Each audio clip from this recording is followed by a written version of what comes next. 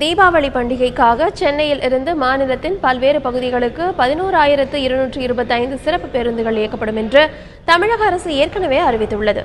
தீபாவளி பண்டிகை நெருங்கியுள்ள நிலையில் சிறப்பு பேருந்துகளை இயக்குவதற்கான ஏற்பாடுகளை போக்குவரத்து கழகங்கள் துவங்கியுள்ளன.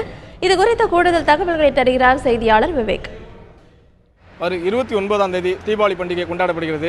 இதற்காக ரயில்களின் டிக்கெட் முன்பதிவு முடிந்துவிட்ட நிலையில் பெரும்பாலான பயணிகள் பேருந்துகளை நம்பியுள்ளனர். இதற்காக அரசு போக்குவரத்து கழகத்தின் சார்பில் 11,225 பேருந்துகள் இயக்கப்படுகின்றன. குறிப்பாக வரும் 26, 27, 28 ஆகிய 3 நாட்களில் இந்த சிறப்பு பேருந்துகள் இயக்கம் இருக்கும். இதற்கு வழக்கமாக கோயம்பேடு பேருந்து நிலையத்திலிருந்தான் இந்த சிறப்பு பேருந்துகள் இயக்கப்படும். இந்த முறை போக்குவரத்து நெரிசலை காரணத்தை கொண்டு மேலும் 4 இடங்களிலிருந்து சிறப்பு பேருந்துகள் இயக்கப்படுகின்றன. கிழக்கு கடற்கரை சாலை வழியாக செல்லும் பேருந்துகள் அனைத்தும் சென்னை கோயம்பேடு பேருந்து நிலையத்துக்கு எதிரே உள்ள மாநில தேர்தல் ஆணையம் அந்த பகுதியிலிருந்து இயக்கப்படுகிறது. மன்ருட்டி, விக்கிரவாண்டி அந்த வழியாக செல்லும் பேருந்துகள் சென்னை தாம்பரம் சானிட்டோரியம் பேருந்து நிலையத்தில் இயக்கப்படுகிறது. ஆந்திர மார்க்கமாக செல்லும் பேருந்துகள் அனைத்தும் அண்ணா நகர் மேற்கு பஸ் நிலையத்திலிருந்து இயக்கப்படுகிறது. வேலூர் மார்க்கமாக ஓசூர் செல்லும் பேருந்துகள் பூந்தமல்லி பஸ் நிலையத்திலிருந்து இயக்கப்படுகின்றன.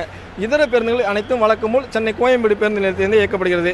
இப்படி மொத்தம் 5 இடங்களில் இந்த முறை தீபாவளிக்கான சிறப்பு பஸ்கள் இயக்கம் இருக்கும் என அதிகார தரப்பில் தெரிவிக்கப்பட்டுள்ளது. இந்த சிறப்பு பஸ்களுக்கான முன்பதிவு மையங்கள், சிறப்பு கவுண்டர்கள் அமைக்கும் பணியும் இப்போ தற்போது துவங்கியுள்ளது. ஏற்கனவே கோயம்பேடு பேருந்து நிலையத்தில் 10 கவுண்டர்கள் செயல்பாட்டில் உள்ள நிலையில் மேலும் 15 கவுண்டர்கள் அமைக்கும் பணி தற்போது துவங்கியுள்ளது.